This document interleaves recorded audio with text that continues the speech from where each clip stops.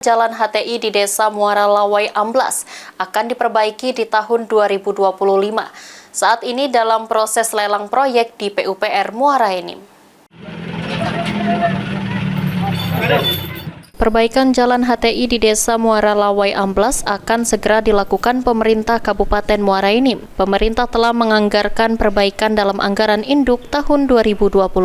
Ari Jonathan, Kabid Pembangunan Jalan dan Jembatan PUPR Muara Enim mengatakan akan dilakukan perbaikan menyeluruh dari setiap bagian Jalan HTI. Untuk gorong-gorong yang amblas menjadi perhatian utama, perbaikan ini akan dilakukan pada tahun ini. Untuk waktu perbaikan masih belum bisa dipastikan karena saat ini masih dalam proses lelang untuk mendapatkan pihak ketiga dalam proyek pembangunan jalan tersebut.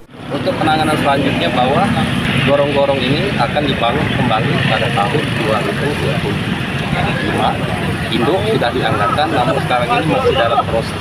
Jadi nunggu proses lelang selesai baru kita laksanakan secara bersamaan. Masyarakat sekitar dan pengguna jalan HTI berharap proses perbaikan gorong-gorong atau pembangunan jalan harus cepat dilakukan. Pasalnya, kondisi gorong-gorong amblas akan membahayakan pengguna jalan. Mardiansyah, PAL TV.